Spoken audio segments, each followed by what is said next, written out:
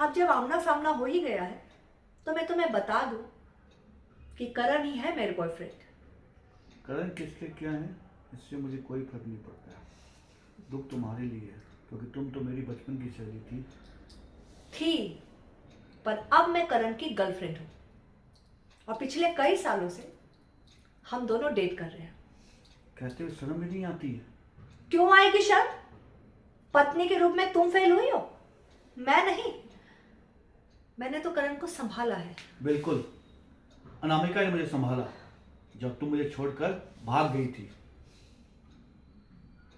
पर एक बात समझ नहीं आई, ये बहू का क्या नया पागलपन है? तुम्हें लगता है तुम ऐसे किसी बड़े इवेंट से कोई अमीर सी लड़की अपने फटीचर बेटे के लिए चुन लोगी तो तुम्हारा फटीचर बेटा सेटल हो जाएगा? मेरे बेटे पहले से सेटल्ड हैं। उन्हें सेटल होने के लिए किसी लड़की की जरूरत नहीं है। मेरे बड़े बेटे की गर्लफ्रेंड यहाँ आने वाली है जिससे मिलने मैं यहाँ आई हूँ। चलो फिर मुझे भी मिलवा दो आज अपने होने वाली बहू से। जरूर मिलवाऊंगी, आने दो उसे। और अगर वो नहीं आई तो? बहू बेटा कोई नहीं आया तो?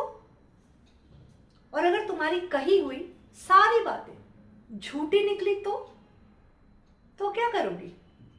और अगर मेरी सारी बातें सच्ची निकली तो तुम क्या करोगी? सर झुका कर माफी मांगोगी मुझसे? बिल्कुल बिल्कुल माफी मांगूंगी। पर अगर तुम्हारी कही हुई सारी बातें झूठी निकली तो तुम्हें अगले 3 दिनों तक इस वेन्यू के एंट्रेंस पर सर झुकाए घुटनों के बल रहना होगा, समझी? बोलो, है चैलेंज मंजूर?